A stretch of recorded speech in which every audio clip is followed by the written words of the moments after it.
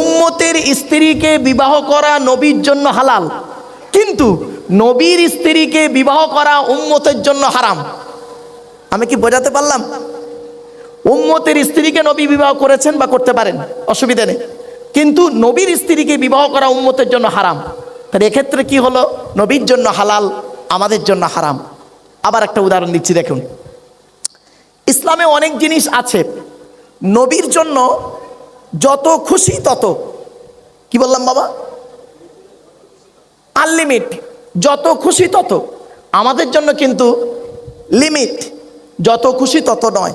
একটা উদাহরণ দিই, এই দেখেন, কোরআনে আছে 4 নম্বর পারার 16 নম্বর পৃষ্ঠার একেবারে 11 নম্বর লাইন, সূরার নাম সূরা নিসা 3 নম্বর আয়াত। ইসলামে আছে একজন পুরুষ সর্বাধিক বিবাহ করতে পারে 4টা। কটা বাবা? 4টা। কোরআনে আছে মাসনা ওসুলাসা অরুবা, আল্লাহ বলছেন 2, 3 অথবা 4টে বিবাহ করো। ফাইন খিফতুম আল্লাহ তাআদিলু, যদি তোমাদের ভয় হয় স্ত্রীদের মাঝে ন্যায় বিচার করতে পারবো না, তাহলে কি করবে? ফাওয়াহিদাতান, একটা বিয়ে করো। কিছু বুঝতে পারছেন? একটা বিয়ে করো। এই আয়াতের ব্যাখ্যায় আমি কিছু হাদিস নিয়ে এসেছি, চেষ্টা করেছি বাবা খুঁজে খাঁজে যতটুকু পেয়েছি। একটা হাদিস আপনাদের বলি। আল্লাহ রাসূল বলেছেন যে ব্যক্তি দুই স্ত্রীর মাঝে যে ব্যক্তি ন্যায় বিচার করতে পারবে না, কিয়ামতের মাঠে আল্লাহ ওই স্বামীকে পঙ্গু করে তুলবে। পঙ্গু ভাষাটা বুঝতে পারছেন? মনে করবেন না যে দুটো স্ত্রী আছে বলে আপনি জান্নাতটাকে কিনে ফেলেছেন, এত সহজ জিনিস নয়। আর এই বর্তমান সময়ে ভাই, দুই স্ত্রীর মাঝে ন্যায় বিচার করা যে কি কঠিন, যে করেছে সে জানে। যাক, এই জন্য বলি বাবা চলেন। তাহলে আমাদের সীমাবদ্ধ কতটুকু? কটা বিবাহ করতে পারবো সর্বাধিক? জোরে বলুন। 4টা। কিন্তু নবীর ক্ষেত্রে কি হলো? নবীর ক্ষেত্রে কিন্তু সীমা নেই। চলুন কোরআন কি বলছে দেখি, আয়াতটা কোথায় আছে। আল্লাহ বলছেন ইউ ওয়াহাবাত নাফসাহা লিন-নবিয়্যি ইন আরাদান নাবিয়্যু আইয়াস্তানকিহাহা খালিসাতাল লাকা মিন দুনিল মুমিনিন। এই আয়াতটা কোথায় আছে? 22 নম্বর পারার একেবারে 3 নম্বর পৃষ্ঠা 10 নম্বর লাইন, সূরার নাম সূরা আহজাব। আল্লাহ বলছেন নবী, তোমার কাছে যদি কোনো মহিলা এসে নিজেকে হেবা করে, উৎসর্গ করে, তুমি তাকে দাসীর মর্যাদায় না রেখে স্ত্রীর মর্যাদা দেবে। তবে নবী খালিসাতাল লাকা, নবী এটা কেবলমাত্র তোমার জন্য খাস। মিন দুনিল মুমিনিন, মোমেনদের জন্য যত খুশি তত নয়, মোমেনদের জন্য ওই লিমিট। তাহলে বোঝা গেল কি? নবীর জন্য আনলিমিট, যত খুশি তত, আমাদের জন্য কিন্তু লিমিট। এজন্য বাবা সব ক্ষেত্রে নবীর সঙ্গে তুলনা করতে যাবেন না বাপ। চলেন এবার আসছি। তাই শেখ সাদি রহমাতুল্লাহ আলাইহি 2 লাইন আরবি কবিতা বলেছিলেন, কি? বালাগাল উলা বিকামালিহি কাশাফাত দুজা বিজামালিহি হাসুনাত জামিউ খিসালিহি সাল্লু আলাইহি ওয়া আলিহি। এটা কিন্তু দরুদ শরীফ নয়, শুনে নিন আপনারা। অনেক ভাই হয়তো জানেন না, মনে করেন এইটা দরুদ শরীফ, কিন্তু না বাবা। আমার এক বাস্তব অভিজ্ঞতা বলি। আমি তখন আজ থেকে ওটা জলসাটা হচ্ছে 2000 সালের ঘটনা, আজ থেকে 25 বছর আগের ঘটনা। তো তখন নতুন দাড়ি টাড়ি সব কালো, ইয়াং, মানে বুঝতে পারছেন তো, তখন তেজও তেমন খুব বেশি। তো আমি প্রায় ওয়াজ করেছি, 4.5 ঘন্টা ওয়াজ করেছি জানেন, কোরআনের উপরে। সূরা সফের তাফসীর করেছিলাম, খুব ভালো মনে আছে আমার। সূরা সফ 28 পারায়। তো 4.5 ঘন্টা আলোচনা করার পরে মোনাজাত করব, দোয়া করব। এমতো অবস্থায় একজন ব্যক্তি উঠে দাঁড়িয়ে বলছে, হুজুর এই 4.5 ঘন্টা ওয়াজ করলেন, সব বেকার হয়ে গেল, সব বেকার। তা আমি বললাম, আমি পুরো চুপ করে গেছি। কোনো মানুষ কিছু কথা বললে বাবা পট করে জবাব দিতে নেই, একটু ধীর স্থিরভাবে বুঝে জবাব দেওয়াটাই উত্তম, আমার নবী করতেন। তা আমি চুপ করে আছি, অত লোকের সামনে সব বেকার হয়ে গেল। তখন পাশ থেকে একজন বলছে, ভাই তুই কি বুঝেছিস বেকার হয়ে গেল বললি, বল তুই কি বুঝিস বল। তখন বলছে, আচ্ছা হুজুর বলুন, 4.5 ঘন্টা ওয়াজ করেছেন, আপনি একবারও বালাগাল গুললেন? বুঝতে পারেননি না? বুঝতে পারেননি ভাষাটা? বালাগাল গুললেন, তার মানে আমি বালাগাল উলাটা বলিনি। ওই 4.5 ঘন্টার মধ্যে একবার বালাগাল উলা বেকামালিকে যেটা বলে এটা বলিনি, ওর ধারণা হয়েছে জলসা বেকার। আমি তখন বললাম, বাবা এটা আপনার চোখে আমার ভুল হয়েছে বাবা, কারণ ওকে ওর মতো করে বোঝানোটাই হলো একজন টিচারের দায়িত্ব, ঠিক না বে ঠিক? সব স্টুডেন্ট সমান নয়। তা বললাম বাবা আপনার চোখে এটা খারাপ লেগেছে বাবা, এই জন্য ক্ষমা প্রার্থী। বাবা বালাগাল গুল্লা না নয় ওটা, বলে আমি বালাগাল উলা সম্পর্কে শেখ সাদি রহমাতুল্লাহ আলী সম্পর্কে দু চারটে কথা বলে আবার বললাম। এজন্য বলি আপনার ধারণা হলো বালাগাল উলাটা দরুদ শরীফ, কিন্তু না বাবা, বালাগাল উলাটা দরুদ শরীফ নয়। শেখ সাদি রহমাতুল্লাহ আলীকে আল্লাহর নবীর নামে 2 লাইন আরবি কবিতা লিখেছিলেন। 2 লাইন আরবি কবিতা। কবিতাটা কি একটু শুনে নিন। উনি নবীর নামে কবিতা লিখছিলেন কি, বালাগাল উলা বিকামালিহি কাশাফাত দুজা বিজামালিহি হাসুনাত জামিউ খিসালিহি। এই 3 লাইন লেখার পরে লাস্টের লাইনটা উনি মেলাতে পারছিলেন না। ভালো করে শুনে নিন, উনি লাস্টের লাইনটা মেলাতে পারছিলেন না। তো শুয়ে আছেন, ঘুমিয়ে আছেন, খুব চিন্তা করছেন। তো এমত অবস্থায় ওনার জীবনীতে এসেছে উনি রসুল করিম সাল্লাল্লাহু আলাইহি সাল্লামকে স্বপ্নের মাধ্যমে দেখেছিলেন। আল্লাহ রসুল বলেছেন মান রাআনি ফিল মানামি ফাকাদ রাআল হাক্কা ফাইন্না শাইতানা লা ইয়াতামাসালু বি। আল্লাহ নবী বলেছেন যে ব্যক্তি ইমানি হালতে আমাকে স্বপ্নের মাধ্যমে দেখবে, সত্য দেখবে, শয়তান কোনোদিন নবীর রূপ ধারণ করতে পারে না। এই জন্য রসুলের দিদার যাদের হয়েছে বাপ, তাদের সোহবতে বসে কিছু শিখবেন। রসুলের দিদার যাদের ইমানি হালতে হয়েছে, চলুন ইমানি হালতে হতে হবে, চলেন। তো লাস্টে উনি রসুলকে স্বপ্ন দেখে রসুল্লাহ সাল্লাল্লাহু আলাইহি ওয়াসাল্লাম ওনাকে বলেছিলেন যে, উনি বললেন ইয়া রাসূলুল্লাহ আপনার সম্পর্কে আমি একটু কবিতা লিখছিলাম, বালাগাল উলা বিকামালিহি কাশাফাত দুজা বিজামালিহি হাসুনাত জামিউ খিসালিহি। পরের লাইনটা আর মেলাতে পাচ্ছি না। রসুল ওনাকে বলে দিলেন কেন, সাল্লু আলাইহি ওয়া আলিহি, তুমি নবীর উপরে দরুদ পাঠ করো। কিছু বুঝতে পারলেন? এটা ছিল তার স্বপ্ন, তাই আমি আপনাদেরকে তুলে ধরলাম। এটা নিয়ে বিতর্কে যাবেন না বাবা। যাই হোক, তো এই পদ্যটার পরে, এই কবিতার পরে দরুদ শরীফটা পড়লে মানের সঙ্গে সেটিং হয়। তো আমার বাপেরা একবার উচ্চ আওয়াজে একটু দরুদ শরীফ পড়া যাবে? আর একবার একটু দরুদ শরীফ পড়েন। আল্লাহুম্মা সাল্লি আলা মুহাম্মাদিন ওয়া আলা আলি মুহাম্মাদ কামা সাল্লাইতা আলা ইব্রাহিম ওয়া আলা আলি ইব্রাহিম ইন্নাকা হামিদুম মাজিদ। আল্লাহুম্মা বারিক আলা মুহাম্মাদ ওয়া আলা আলি মুহাম্মাদ কামা বারাকতা আলা ইব্রাহিম ওয়া আলা আলি ইব্রাহিম ইন্নাকা হামিদুম মাজিদ। জোরে বলুন জিকির মানে কি? জোরে বলুন জিকির মানে কোরআন। এখন দলিলটা কোথায় পাবো? এই কোরআনই আল্লাহ বলছেন, দেখুন ইন্না নাহনু নাযালনা যিকরা ওয়া ইন্না লাহু লাহাফিজুন। 14 নম্বর পারার 1 নম্বর পৃষ্ঠা 9 নম্বর লাইন, সূরার নাম সূরা হুজুরের 9 নম্বর আয়াত। আল্লাহ বলছেন আমি আল্লাহ জিকির নাযিল করেছি, আই কোরআন নাযিল করেছি, ওয়া ইন্না লাহু লাহাফিজুন, আর এই জিকিরের হেফাজত করার মালিক হলাম আমি আল্লাহ। জোরে বলুন সুবহানাল্লাহ। তাহলে এখানে জিকির মানে লা ইলাহা ইল্লাল্লাহ বলা নয়, জিকির মানে হলো কোরআন। তাহলে 1 নম্বর জিকির মানে কি পেলাম বাবা? জোরে বলুন কোরআন। এবার আসছি, জিকির মানে উপদেশ। কি বললাম? উপদেশ। দলিল এ কোরআনেই পাবো আমরা। আল্লাহ পাক বলছেন ফাযাক্কির বিল কুরআনি মান ইয়াখাফু ওয়াঈদ। 26 নম্বর পারার 19 নম্বর পৃষ্ঠার একেবারে 12 নম্বর লাইন, সূরার নাম সূরা কফের 45 নম্বর আয়াত। আল্লাহ বলছেন নবী ফাযাক্কির, মানুষকে উপদেশ দান করো। কিসের মাধ্যমে উপদেশ দেবে? যাই তাই ওয়াজ নসিহত করা যাবে না বাপ। আল্লাহ বলছেন কোরআনে ফাযাক্কির বিল কুরআন, কোরআনের মাধ্যমে মানুষকে উপদেশ দান করো। কি সুন্দর আলোচনা!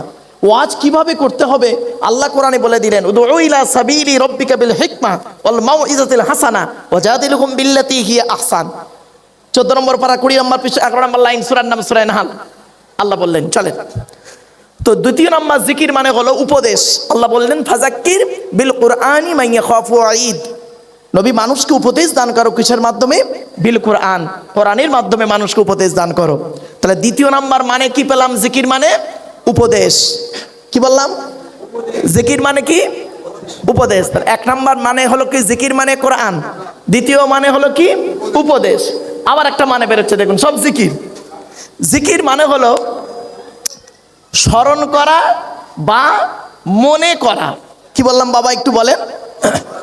স্মরণ করা বা মনে করা। আল্লাহ নিজেই কোরআনে বলছেন, দেখি ফাজকুরুনি আযকুরুকুম ওয়াশকুরুলি ওয়ালা তাকফুরুন। 2 নম্বর পারা 2 নম্বর পৃষ্ঠার 11 নম্বর লাইন, সূরার নাম সূরা বাকারার 152 নম্বর আয়াত।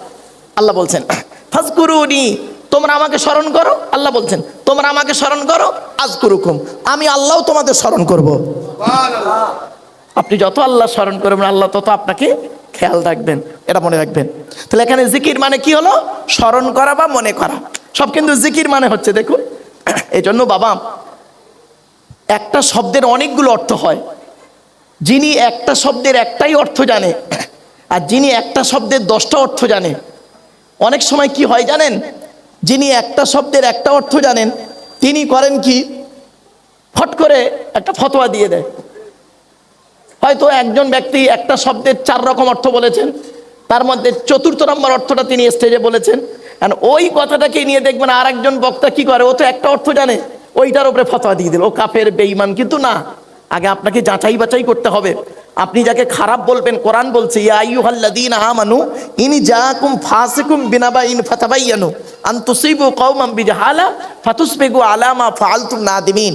হে ঈমানদার বান্দাগণ, তোমার কাছে যদি কোনো ফাসিক ব্যক্তি কারোর সম্পর্কে কোনো মন্তব্য করে, তুমি সেটা যাচাই না করে বলতে যেও না, তাহলে তুমি নিজেই অপমানিত লাঞ্ছিত হয়ে বাড়ি ফিরবে। এজন্য বাবা খবরদার, কারোর হুট করে কথা শুনে যাচাই বাছাই না করে কোনো দিন ঝামেলায় জড়াতে যাবেন না বা কোনো সমস্যা করবেন না। এর পেছনে একটা হাদিস বলি, সই হাদিস। আল্লাহ রসুল বলছেন কাফা বিল মারই কাযিবান আইয়ু হাদ্দিসা বিকুল্লি মা সামিয়া। আল্লাহ নবী বলেছেন একজন মিথ্যুক ব্যক্তির জন্য ওটাই যথেষ্ট যা সে শোনে, যাচাই না করে লোককে বলে বেড়ায়। আমার বাপেরা, আপনি শুনবেন, কারো সম্পর্কে শুনলে বলার আগে আপনি যাচাই করবেন। ফট করে একজন বলল আর আমি সেইটা শুনে আপনি শুনেই তাকে বাজে মন্তব্য করতে যাবেন না। মনে রাখবেন, কবর কাউকে ছাড়বে না, মাথায় থাকবেন এটা। চলো, তাহলে 3 নাম্বার জিকির মানে হলো স্মরণ করা বা মনে করা। এবার 4 নাম্বার জিকির মানে দেখুন, সব জিকির, জিকির মানে নামাজ। কি বললাম বাপেরা? জিকির মানে নামাজ। দলিল কোরআনেই আল্লাহ বলছেন, দেখি ইয়া আইয়ুহাল্লাযীনা আমানু ইযা নুদিয়া লিস-সালাতি মিন ইয়াউমিল জুমআতি ফাসআউ ইলা যিকরিল্লাহি ওয়া যারুল বাই'a যালিকুম খায়রুল লাকুম ইন কুনতুম তা'লামুন। 28 নম্বর পারা 13 নম্বর পৃষ্ঠার একেবারে 6 নম্বর লাইন, সূরার নাম সূরা জুমার 9 নম্বর আয়াত। আল্লাহ বলছেন, হে ঈমানদার বান্দাগণ, জুমার দিনে যখন তোমাকে আহ্বান করা হবে, ফাসআউ ইলা যিকরিল্লাহ আই ইলা সালাত, ছুটে চলে এসো আল্লাহ জিকিরের দিকে। তার মানে ছুটে চলে এসো নামাজের দিকে। এখানে জিকির মানে লা ইলাহা ইল্লাল্লাহ বলা নয় বাবা, জিকির মানে হলো নামাজ। একটাই শব্দ গো বাবা, কতগুলো মানে বেরোচ্ছে দেখুন। এবার আসছি 5 নাম্বার। জিকির মানে হলো গবেষণা করা, চিন্তা ভাবনা করা। কি বললাম বাবা? গবেষণা করা বা চিন্তা ভাবনা করা। দলিল কোরআনে আল্লাহ বলছেন আল্লাযীনা ইয়াযকুরুনাল্লাহা কিয়ামান ওয়া কুউদান ওয়া আলা জুনুবিহিম ওয়া ইয়াতাফাক্কারুনা ফি খালকিস সামাওয়াতি ওয়াল আরদ। এই আয়াতটা কোথায় আছে? 4 নম্বর পারার একেবারে 14 নম্বর পৃষ্ঠার 9-8 নম্বর লাইন, সূরার নাম সূরা আল ইমরানের 191 নম্বর আয়াত। আল্লাহ বলছেন যারা আমাকে স্মরণ করে দাঁড়িয়ে বসে শুয়ে, আর কি করে? ওয়া ইয়াতাফাক্কারুনা ফি খালকিস সামাওয়াতি ওয়াল আরদ, ফিকির করে। তাফাক্কারা ইয়াতাফাক্কারু, তাফাক্কুরান মানে হচ্ছে চিন্তা ভাবনা করা, গবেষণা করা, ফিকির করা। যারা আমার সৃষ্টি জগৎকে নিয়ে চিন্তা ভাবনা করে, আকাশ, গ্যালাক্সি, নিহারিকা, চন্দ্র, সূর্য, নক্ষত্র, পাহাড়, পর্বত, নদ, নদী কিভাবে হলো, এই কথাগুলো নিয়ে যারা চিন্তা করে, সৃষ্টি জগৎকে নিয়ে যারা চিন্তা ভাবনা করে, তাহলে এখানে জিকির মানে হলো গবেষণা করা, চিন্তা ভাবনা করা। ভাবতে পেরেছেন? চলো আরেকটা দেখছি। জিকির মানে হলো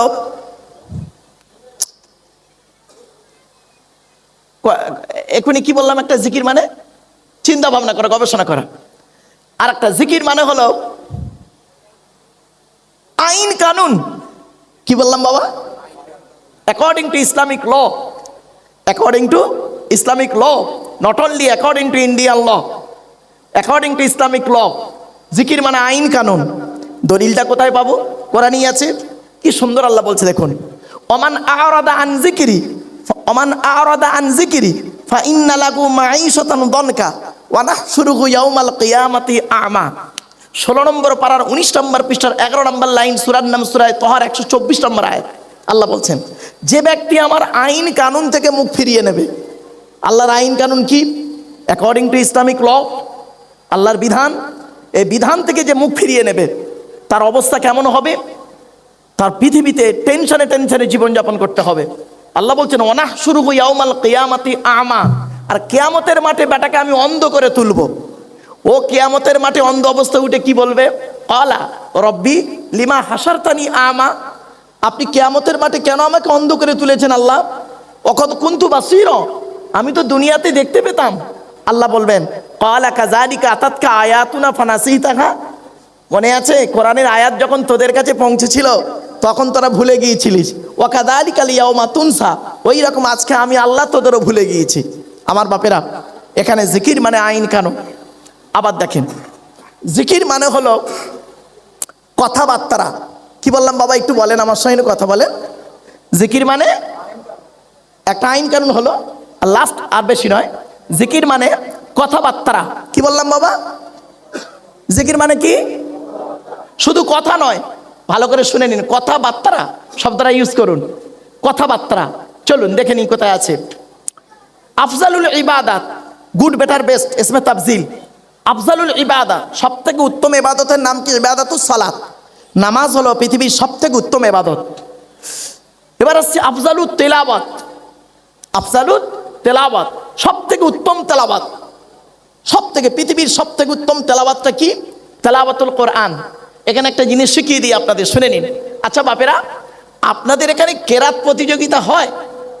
বলেন একটু কথা বলেন। কেরাত প্রতিযোগিতা হয়। আচ্ছা আপনারা কেরাত প্রতিযোগিতা লেখেন কেন?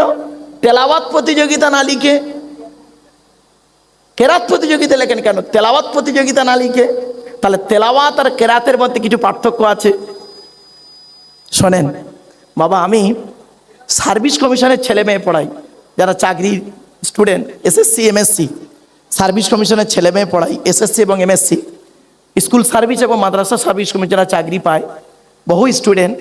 তো আমি পড়ানোর সময় ওদেরকে ওই যখন দেখবেন ওই 5 নাম্বার কি 10 নাম্বার একটা ইন্টারভিউ হয়, ইন্টারভিউ টেস্ট ভাইবা হয়, সেই সময় যারা পরীক্ষক তারা ওদেরকে সাবজেক্ট ওয়াইজ প্রশ্ন করেন না, তার আউট নলেজটা দেখেন।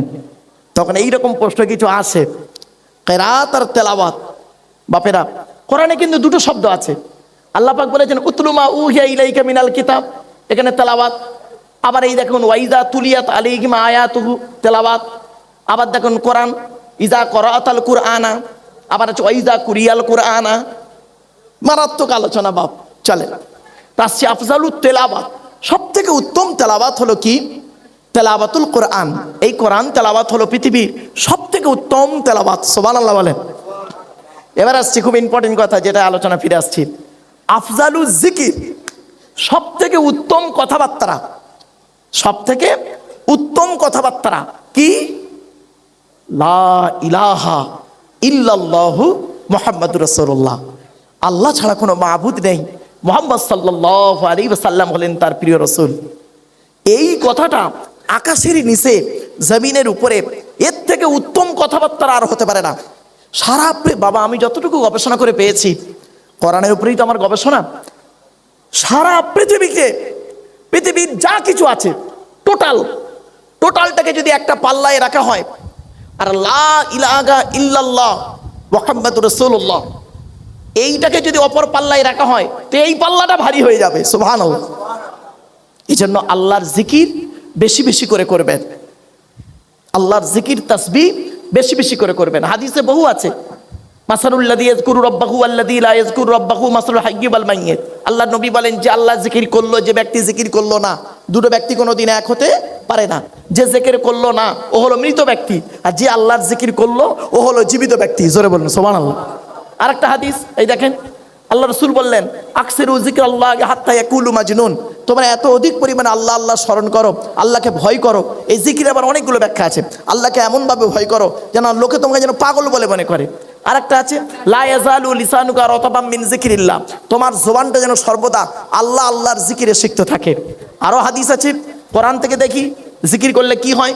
কোরআনে আল্লাহ পাক বলেছেন আল্লাযীনা আমানু ওয়া তাতমাইন্নু কুলুবুহুম বিযিকরিল্লাহ, আলা বিযিকরিল্লাহি তাতমাইন্নুল কুলুব। 13 নম্বর পারার 12 নম্বর পৃষ্ঠার একেবারে 3-4 নম্বর লাইন, সূরার নাম সূরা রদের 28 নম্বর আয়াত। আল্লাহ পাক বলছেন যারা ঈমান এনেছে, ভালো ভালো কাজগুলো করেছে, আল্লাহর জিকিরের মাধ্যমে অন্তরকে পরিষ্কার করেছে। আলা হরফে তানবীহ, আলা জেনে রাখো বিযিকরিল্লাহি তাতমাইন্নুল কুলুব, একমাত্র আল্লাহর জিকির, আল্লাহর ভয়, আল্লাহর স্মরণ মানুষের অন্তরকে পরিষ্কার করে দেয়। জোরে বলুন। এজন্য আমার বাপেরা সবসময় আল্লাহ আল্লাহর জিকির করুন, আল্লাহকে ভয় করুন। আর একটা হাদিস বলছি। আচ্ছা বাপেরা, আমার সামনে একটা মাইক্রোফোন আছে, তাই তো নাকি? আর বলেন না, একটু কথা বলেন। আচ্ছা, এটা যদি এক্ষুনি খারাপ হয়ে যায়, এ সারাবার একটা রাস্তা আছে তো নাকি? হ্যাঁ, আমি কিন্তু পারবো না, এই ডিপার্টমেন্টের লোক এসে এটা সারাবে। তো পৃথিবীর প্রত্যেকটা বস্তু খারাপ হয়ে গেলে তা সারাবার একটা রাস্তা আছে, পন্থা আছে। কিন্তু মানুষের অন্তর যখন খারাপ হয়ে যায়, মানুষের অন্তর কিভাবে খারাপ হয় দেখে, সুদ, ঘুষ, জেনা, চুরি, ডাকাতি, রাহাজানি, মিথ্যাবাদী, চিটিংবাজি, মুনাফিকি, হারাম খাবার খেয়ে অন্তরে একটা ময়লা পড়ে যায়। মানুষের অন্তর যখন খারাপ হয়ে যায়, সেটাকে সারাবার রাস্তা কি, পরিষ্কার করার রাস্তা কি? শুনে নিন। আপনার দেহ যদি, পোশাক যদি ময়লা হয়, আপনি সাবান সার্ফ দিয়ে পরিষ্কার করলেন।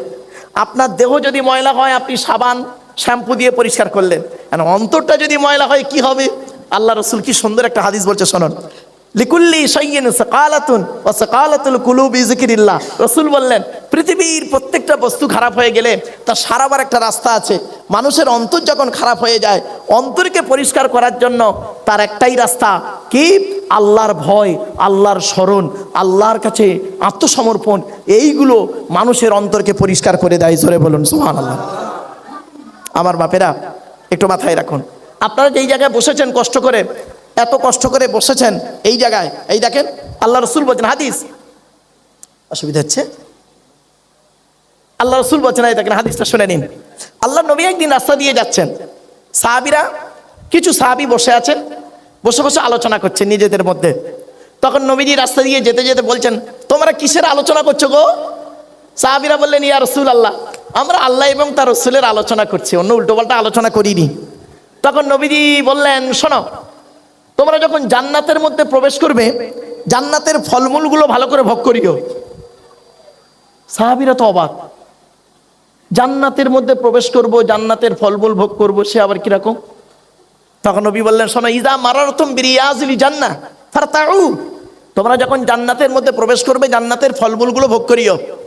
তখন সাহাবীরা বললেন, ক্বালু মা রিয়াজুল জান্নাহ, রিয়াজুল জান্নাহ আবার কি? তখন রসুল বললেন, ক্বালা, রসুল বললেন, ক্বালার ফাইল বা সাবজেক্ট হলো রসুল, ক্বালা হিলাকুজ যিকির, যেখানে আল্লাহ এবং রসুলের আলোচনা করা হয়, ওটাই হলো রিয়াজুল জান্নাহ। জোরে বলুন।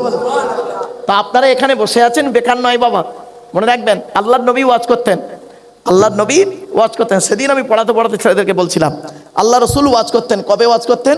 এই হাদিসটা আপনি বুখারীতেও পাবেন, মিশকাতেও পাবেন। আল্লাহ রসুল ওয়াজ করতেন কবে? বেশ রাবিকে আব্দুল্লাহ ইবনে মাসউদ রাদিয়াল্লাহু তাআলা আনহু। আল্লাহ রসুল ওয়াজ করতেন কিভাবে? সাহাবী বর্ণনা করছেন যে বৃহস্পতিবার দিনগত রাতে এশার নামাজের পরে সাহাবীদেরকে নিয়ে গায়ে গায়ে বসে টু দি পয়েন্টের উপরে নবী ওয়াজ করে শোনাতেন। জোরে বলুন সুবহানাল্লাহ। তাহলে 5টা পয়েন্ট পেলাম। নবীজি ওয়াজ করতেন কোন দিন? জোরে বলুন। বৃহস্পতিবার দিনগত রাতে। টাইমটা কখন ছিল বলুন না? ইশার নামাজের পর। 3 নাম্বার, কাদেরকে ওয়াজ করে শোনাতেন? সাহাবীদেরকে। সাহাবীরা কিভাবে বসতেন? গায়ে গায়ে গায়ে গায়ে মিলেমিশে বসতেন, একটু জায়গা ফাঁকা থাকতো না। কোরআনের দলিল আছে গো বাপ, কোরআনের দলিল আছে। ইয়া আইয়ুহাল্লাযীনা আমানু, কোরআনে আছে, আল্লাহ পাক বলছেন কি, যে তোমরা কি করবে? গায়ে গায়ে গায়ে গায়ে গায়ে গায়ে বসো। কোরআনের মধ্যে আছে, ইযা কিলা লাকুম তাফাসসাহু ফিল মাজালিসি ফাফসাহু ইয়াফসাহিল্লাহু লাকুম ওয়া ইযা কিলা নশুযু ফানশুযু ইয়ারফাইল্লাহু লাকুম। এই আয়াতটা কোথায় আছে? 28 নম্বর পারা 2 নম্বর পৃষ্ঠার 11 নম্বর লাইন, 13 নম্বর লাইন, সূরার নাম সূরা মুজাদালার 11 নম্বর আয়াত। আল্লাহ বলছেন, হে ঈমানদার বান্দাগণ, মজলিসের ভিতরে যখন তোমাকে গায়ে গায়ে বসতে বলা হবে, তুমি একটুও জায়গা ফাঁকা রেখো না, গায়ে গায়ে গায়ে গায়ে মিলেমিশে বসবে, শয়তান যাতে তোমাদের মধ্যে প্রবেশ না করতে পারে। আমার বাপেরা, নবীজি ওয়াজ করতেন, তাহলে গায়ে গায়ে সাহাবীরা বসতেন। এবার আসছি নবীজি কিভাবে ওয়াজ করতেন। নবীজি কিভাবে ওয়াজ করতেন চলেন। নবীজি ওয়াজ করতেন টু দি পয়েন্টের উপরে। কি বাবা বলেন একটু? টু দি পয়েন্টের উপরে, আর বুঝিয়ে বুঝিয়ে ওয়াজ করতেন। আমরা এখন মনে করি কি জানেন, আমরা অনেকেই মনে করি, সকলে নয়, অনেকেই মনে করি ওয়াজ মানে হচ্ছে কানে হাত দিয়ে দীর্ঘক্ষণ টেনে টেনে জোরে জোরে কথা বললে মনে হয় খুব ভালো ওয়াজ। না বাবা, ওটা নয়। শোনেন, পেছনে একটা সুন্দর জিনিস শিখিয়ে দিই আপনাদের। আচ্ছা বাবা, টেনে টেনে বলছি না বলে অসুবিধা হচ্ছে আপনাদের? আমার কথা বুঝতে পারছেন আপনারা? ব্যাস, আল্লাহ পাক আসমান পৃথিবী জমিনকে সৃষ্টি করলেন মাত্র 6 দিনে। কদিনে? 6 দিনে। দলিল কোরআন, ইন্না রাব্বাকুমুল্লাহুল্লাযী খালাকাস সামাওয়াতি ওয়াল আরদা ফি সিত্তাতি আইয়াম। আয়াতটা কোথায় আছে? 8 নম্বর পারা 16 নম্বর পৃষ্ঠার একেবারে 6 নম্বর লাইন, সূরার নাম সূরা আরাফ। আল্লাহ বলছেন আসমান পৃথিবী জমিনকে আল্লাহ পাক 6 দিনে সৃষ্টি করেছে। কি বার থেকে শুরু হয়েছে? রবিবার, সোমবার, মঙ্গলবার, বুধবার, বৃহস্পতিবার, শুক্রবার। ক্লিয়ার? এই 6 দিন। তো আপনি তাফসিরে ইবনে কাসির খুলবেন, দেখবেন ভালো জিনিস পাবেন। মঙ্গলবারে আল্লাহ পাক সমস্ত মকরুহ বস্তুকে মঙ্গলবারে সৃষ্টি করেছেন। মঙ্গলবারে, এটা মাথায় রাখবেন। এজন্য রাসূল করিম সাল্লাল্লাহু আলাইহি সাল্লাম যখন গোঁফ দাড়ি শেভ করার প্রয়োজন হতো, গোঁফকে ছোট করার প্রয়োজন হতো, বগলের লোম, নাভির নিচের লোম পরিষ্কার করার প্রয়োজন হতো, তখন রাসূল করতেন কি? মঙ্গলবারে করতেন। এজন্য এই মঙ্গলবারে এই কাজগুলো করাটা হচ্ছে রাসূলের সুন্নাত। এটা মাথায় রাখবেন। চলেন, তো আল্লাহ পাক সব কিছুকে সৃষ্টি করলেন, করার পরে ফেরেশতাদেরকে বললেন প্রত্যেকের আওয়াজ আমাকে শোনাও তো। আওয়াজ মানে সাউন্ড, প্রত্যেকের আওয়াজ শোনাও। তো ফেরেশতারা প্রত্যেকের আওয়াজ শোনালো। ভূমিকম্পের আওয়াজ শোনানো হলো, আল্লাহ বলল ঠিক আছে। বজ্রাঘাতের আওয়াজ শোনানো হলো, আল্লাহ বললেন ঠিক আছে। তারপরে ঝড়ের আওয়াজ শোনানো হলো, তুফানের আওয়াজ শোনানো হলো, ঢেউয়ের আওয়াজ শোনানো হলো, এবং প্রাণীদের আওয়াজ শোনানো হলো, পাখিদের আওয়াজ শোনানো হলো, সব আওয়াজ শোনানো হলো।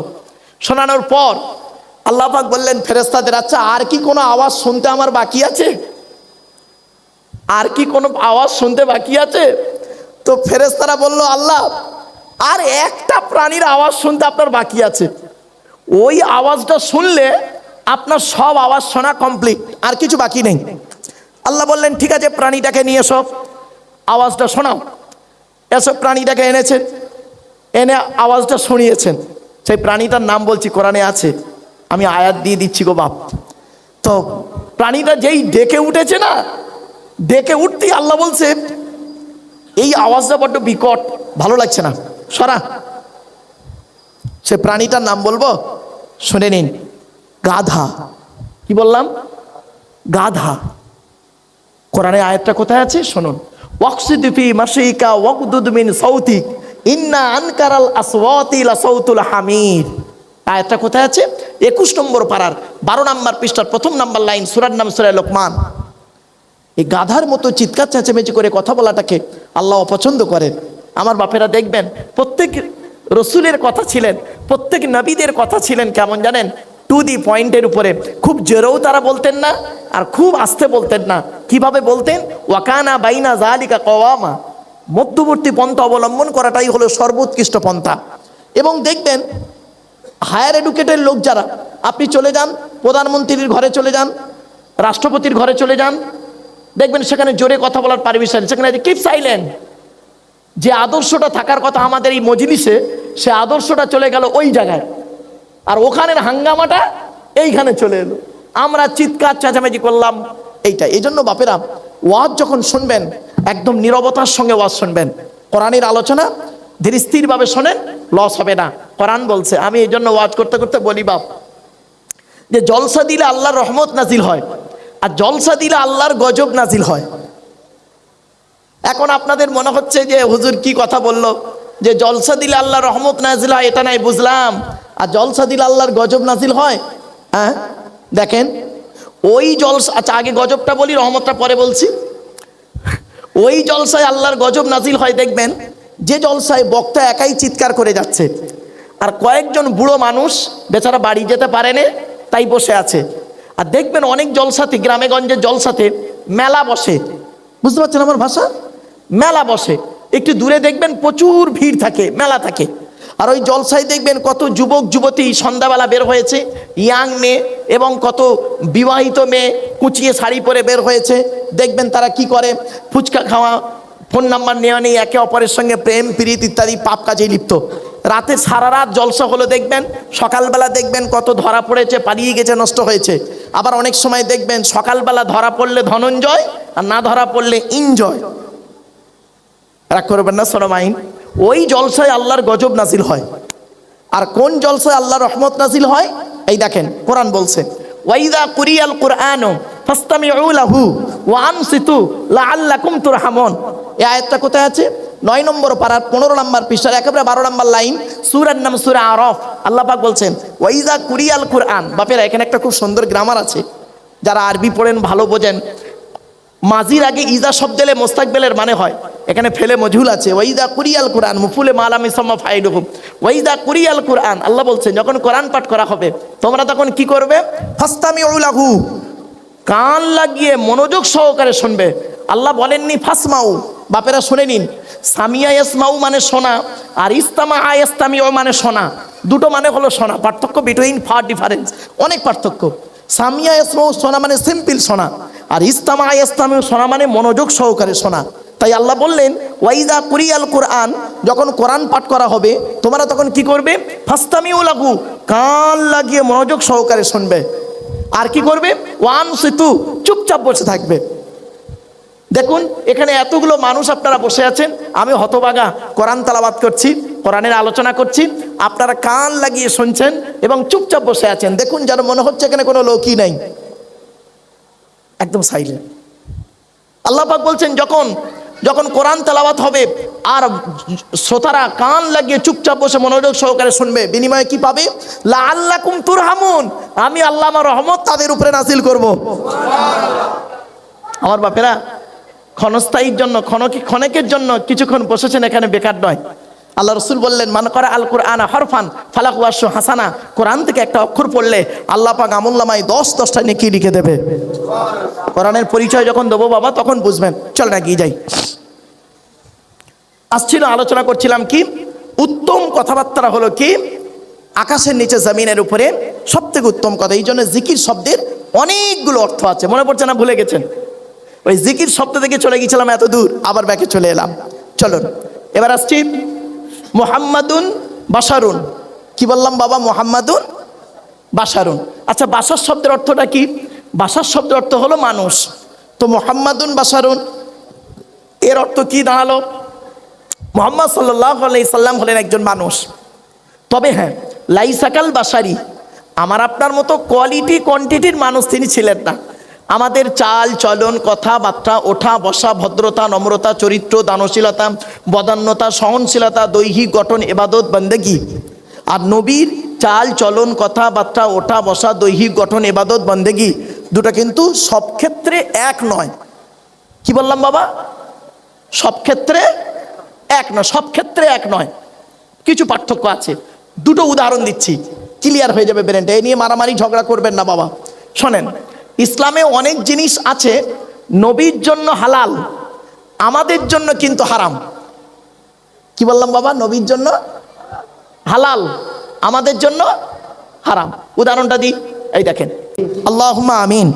রব্বানা যালামনা আনফুসানা ওয়া ইল্লাম তাগফির লানা ওয়া তারহামনা লানাকুনান্না মিনাল খাসিরিন। রব্বি জিদনি ইলমা রব্বিরহামহুমা কামা রব্বায়ানি সগীরা। রব্বুল আলামিন, আলোচনার শুরুতেই কিছু কথা আমি জনগণকে বলিয়েছি, আল্লাহ আপনি মুখ থেকে বলিয়ে নিয়েছেন। জানি না এর মধ্যে কতটা সত্য মিথ্যা ত্রুটি হয়ে গেছে, যদি ত্রুটি হয়ে যায় ক্ষমা করে দিন। রব্বুল আলামিন, যা কিছু বলাবেন, শোনাবেন, পড়াবেন, আল্লাহ আমাদের আমল করার তৌফিক দান করুন।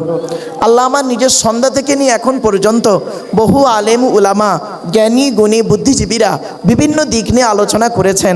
আমি অধম গুনাহগার, তেমন তো কিছুই জানি না, আমার নিজস্ব বলার কোনো ক্ষমতাই নেই। সুবহানাকা লা ইলমা লানা ইল্লা মা আল্লামতানা ইন্নাকা আনতাল আলিমুল হাকিম। রব্বুল আলামিন, যা কিছু বলাবেন, শোনাবেন, পড়াবেন, আমাদের বক্তা শ্রোতাকে আমল করার তৌফিক দেবেন। রব্বুল আলামিন, এই জলসার সভাপতি, সেক্রেটারি, ক্যাশিয়ার, কমিটি, শ্রোতাগণ সকলকে আপনি কবুল করে নিন। আল্লাহ এই ক্লাবের ব্যক্তিদেরকে, সভাপতি, সেক্রেটারি, ক্যাশিয়ার, কমিটি সকলকে কোরআন ও সুন্নাহ, হাদিস, ইজমা, কিয়াস মোতাবেক চলার, বলার, আমল করার তৌফিক দান করুন। রব্বুল আলামিন, আমার মুখ থেকে সঠিক কথাগুলি বলিয়ে নেবেন, বক্তা শ্রোতাকে আমল করার তৌফিক দেবেন। রব্বি ইশরাহ লি সাদরি ওয়া ইয়াসসির লি আমরি ওয়াহলুল উকদাতাম মিন লিসানি ইয়াফকাহু কাওলি। আল্লাহুম্মা ইন্না নাসআলুকা ইলমান নাফিয়া ওয়া আমালান মুতাকাব্বালা ওয়া রিজকান হাসানা ওয়া হালালান তাইয়্যিবা। সুবহানা রব্বিকা রব্বিল ইজ্জাতি আম্মা ইয়াসিফুন ওয়া সালামুন আলাল মুরসালিন ওয়ালহামদুলিল্লাহি রব্বিল আলামিন। ওয়াজআল আখিরা কালামিনা ইনদাল মাউতি লা ইলাহা ইল্লাল্লাহু প্রভু মুহাম্মাদুর রাসূলুল্লাহ সাল্লাল্লাহু আলাইহি ওয়াসাল্লাম ওয়া আখিরু দাওয়ানা আলহামদুলিল্লাহি রাব্বিল আলামিন বিরহমাতিকা ইয়া আরহামার রাহিমিন।